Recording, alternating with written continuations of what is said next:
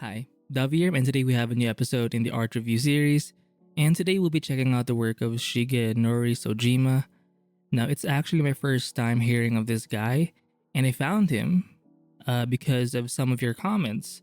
Some of you have been saying that my recent sketches or studies, like the time lapse version of it anyway, like how it's being done, apparently it reminded you of Shigenori Soejima, and the style or the visual look anyway. And I did check out his work, and I do see the similarities. Now he's not using the lasso fill tool. He's going for or he's using a standard like ink pen, but I do like the very raw kind of vibe. Like if you look at his sketch right now in this screenshot or in this frame, it's not super like tight, like typical manga or typical anime types of artwork where the line work is just so freaking like sleek.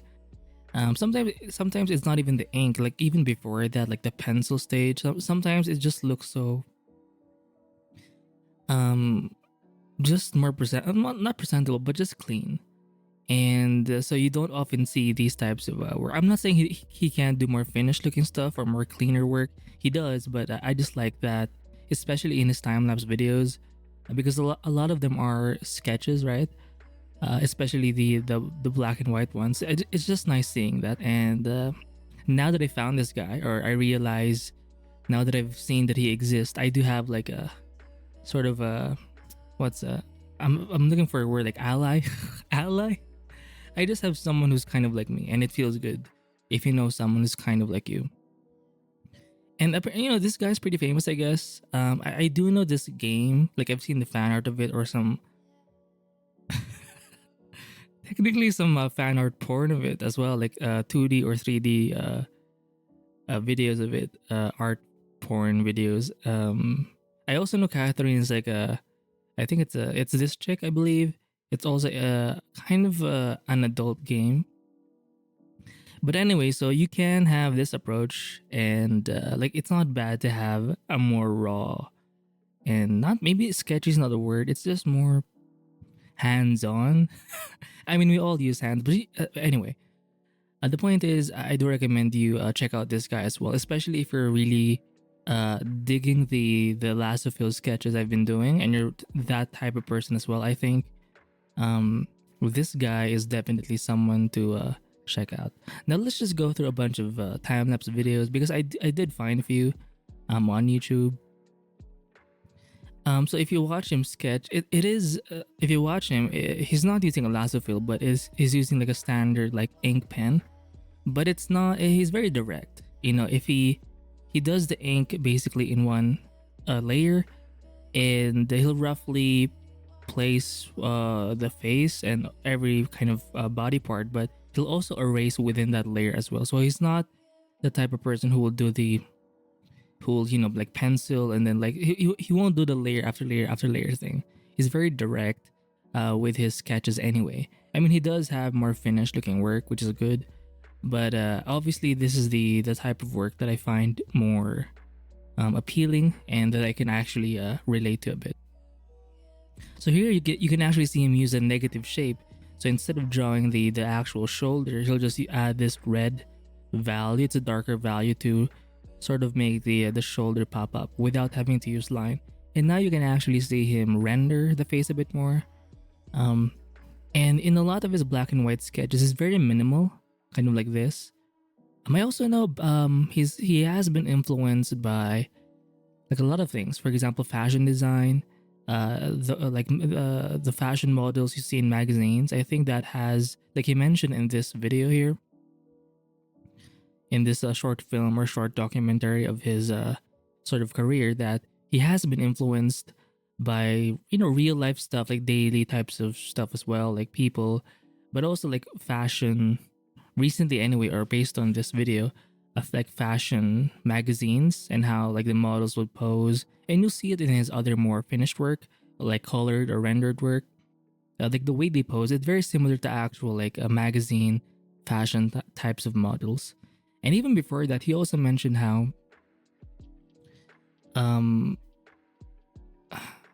that he would take what he liked from characters from like anime or manga that he liked, and he would apply them in their own work. So I do think that's good advice, because that's also something that I've been realizing as well. Like like there's no proper way to learn art. I think it's good to start from what you like genuinely. So if you're not into like studying the whole perspective thing, or if you're not into human anatomy, like the full thing, just study the parts, study the things, study the subjects that you like, right? For example, if you just like drawing faces, then just focus on drawing faces. If you like drawing a certain kind of eye, and you find that kind of style of eye appealing, then try to apply that in your own work. You don't have to do it the right way. In fact, the right way is the way that you like, that you choose and you decide on.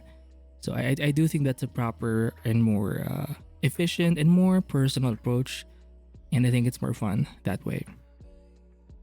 So more on his black and white sketches here. Now this one is I think this is the game company Atlas. So this is their YouTube channel, and they do feature some of his time-lapse videos here. So he'll start out with, I guess, a really rough sort of gestural sketch, finding where the torso is, the flow of the arms, and maybe some facial anatomy or facial proportions. And then he'll add in the best parts, and that's the deeper like darks here or blacks.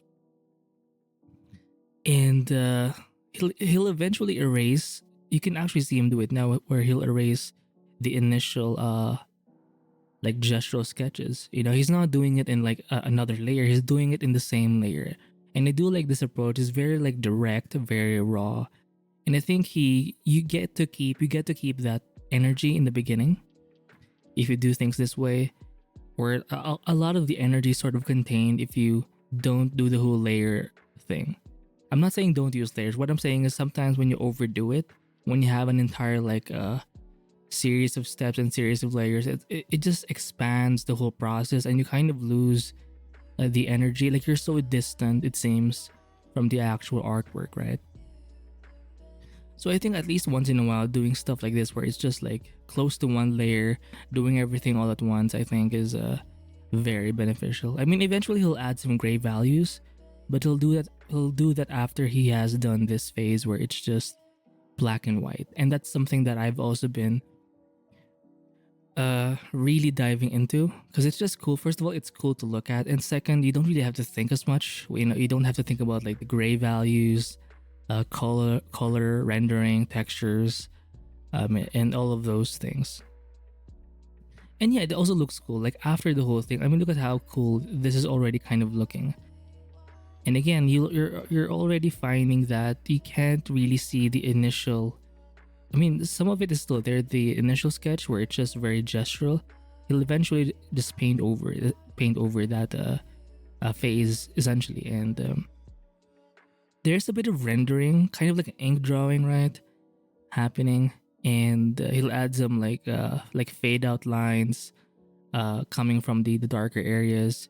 You can also illustrate some texture here, like the way the bag is being, even the sword. Do you see how it kind of fades out a bit, and you see more like line strokes?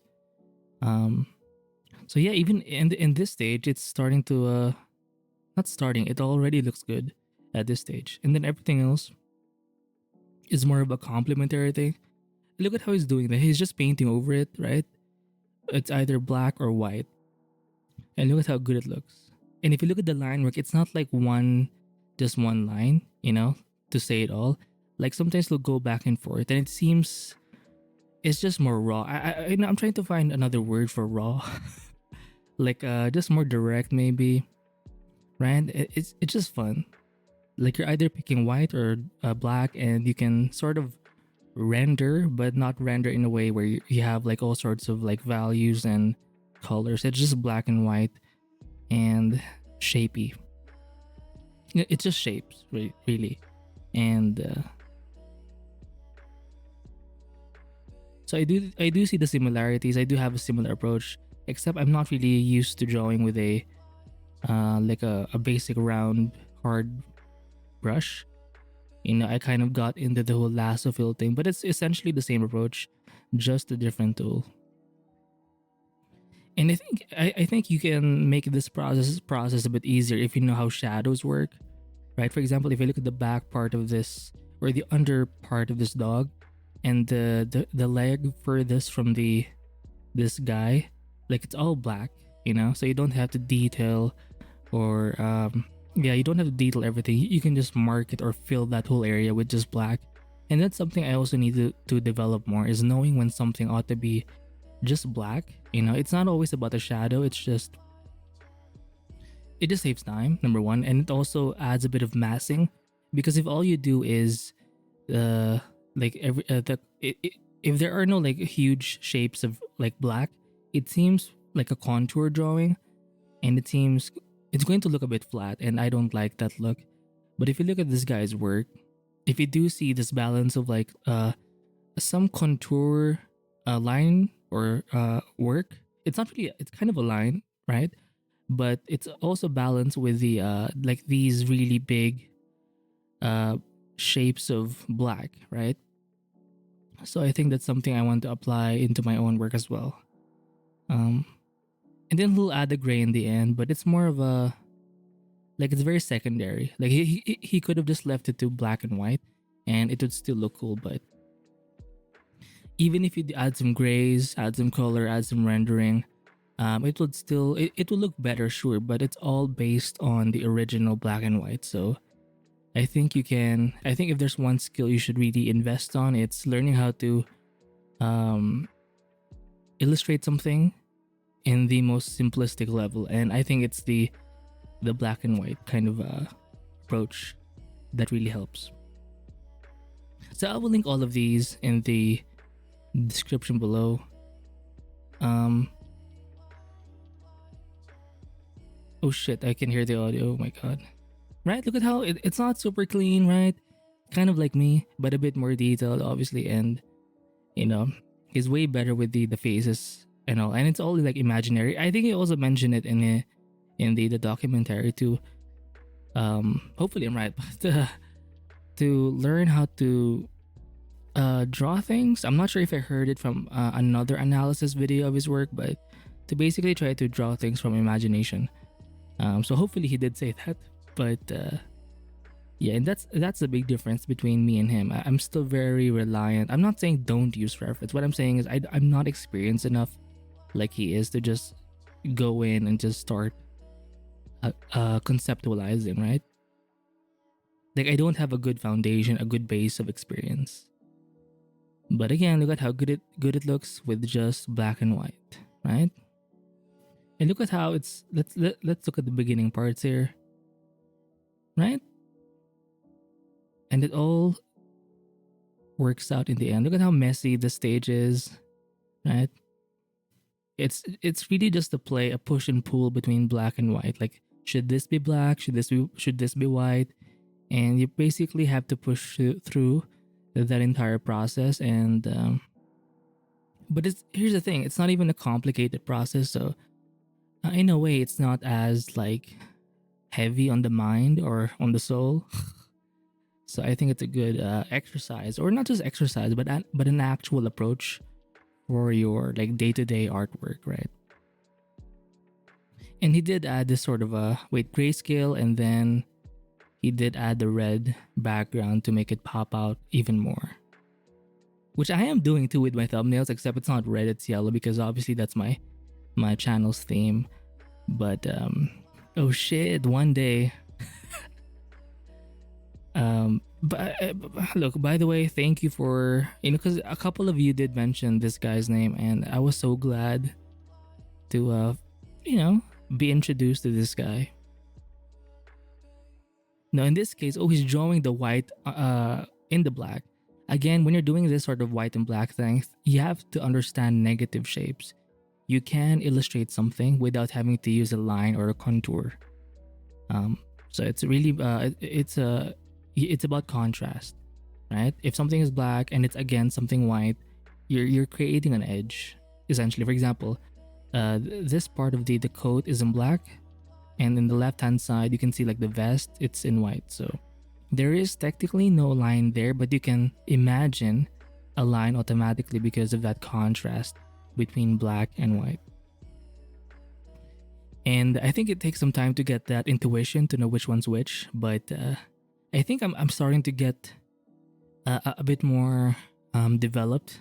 Well, I'm just starting out, but eventually I may reach this level of dominance. This I believe is from the Catherine a series. Even the initial sketch is very gestural, right? The initial lines, it's just loose. And when he's adding the more deeper blacks, the initial like lines are not clean, right? So he doesn't mind that he'll have to erase some or paint over that with some whites later on. Do you see that? It's so direct. He's not drawing in a new layer, right? He's just kind of winging it, using his experience, using his intuition. Oh, by the way, in the last part of that documentary, he also mentioned how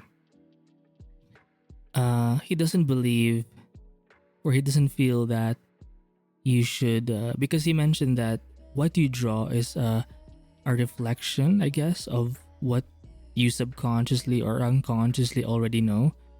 So if all you do say is trees, maybe just like painting or drawing trees, then that's kind of all you know. And he doesn't believe or feel that it's a good way to sort of expand or grow, which I do agree. It's not like a new thing. I mean, it's pretty obvious. Like what you can draw like directly right now is essentially a reflection of your experiences, right?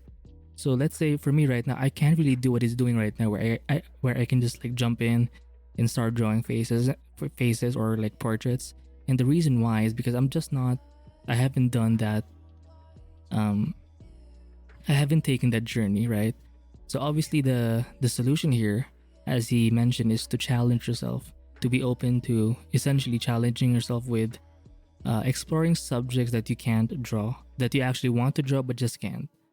So for him, I think this project itself, he mentioned that it was a bit challenging because in the beginning, even though he had experience with drawing characters, he wasn't really, he didn't know how to draw or illustrate seductive characters or erotic characters.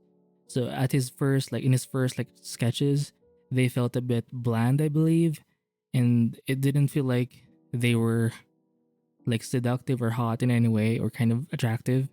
So that was the challenge for him, was to yeah, so he basically challenged himself with this project, and now he can do these sorts of like kind of like, you can kind of tell it's not a very like, can you communicate something subtly? Am I saying it right? Subtly, where it's not so obvious but it's there, right? And you can do that a lot with like the facial expressions, or with the way the body's kind of posed, or sometimes even how you do the lighting. Like these are things that you can kind of study and work on and improve on. And I think he was able to really learn from this experience when working with the this Catherine project. It's like an adult game, essentially, I believe, a puzzle adult game. And yeah, so pick a subject that you kind of want to draw, not kind of, that you actually want to pursue but you just can't, and challenge yourself to go for that thing. So I think in that regard, I was actually just watching that short documentary or film, I was actually inspired, and obviously seeing the time-lapse videos of him doing this thing, it's just, now I'm even more motivated to study characters, even and definitely in black and white, because he you can always kind of build on that, right? In this case, he added like a pink, because obviously it's a seductive sort of theme. Pink, red, these are more seductive colors, right? And even though it's just a flat rendering, like there's no like heavy shading or blending, it's almost like a poster or retro art. If you look at the end result, oh, he did make the eyes pop out with the white. It's so hot, like look at them. It's like, oh, I believe she's the hotter character, and she's the cool character, or the more mature cool character, and she's the, and this one's the the cute, like sort of in between, right? And he talks about how he came up with these or how he developed these characters in that film. I will link all of these videos, by the way, in the description below. So that's it for this art review of Shigenori Soejima. I do recommend you watch other artists or other art reviews or analysis videos of his like work, because he has way more. It's not just these black and white, but obviously because I do the black and white stuff, this is what kind of pulled me in even more. And obviously that's what people suggested because, you know, they saw the similarities. So yeah, if you're interested, check out his work. And takeaway lesson of this video is what?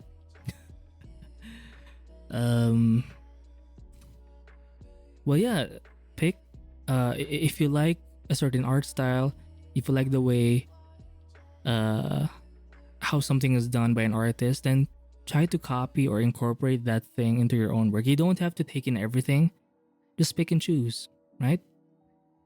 If you like the way the hair is done, then copy that or incorporate that. If you like the way the eyes are done or the way something is rendered, right? If you like the color themes, you can sort of add and sort of create your own sort of like a mixture of all of these different inspirations of yours, and you can let that inform your work.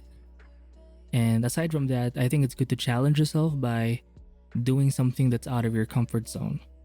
If you've been drawing, say, characters and you're really good at it, but you do know that deep down you want to do some environments, then maybe this is a good opportunity for you to go out of your comfort zone and expose yourself to these sort of challenging feelings and learn to do the thing you want to do.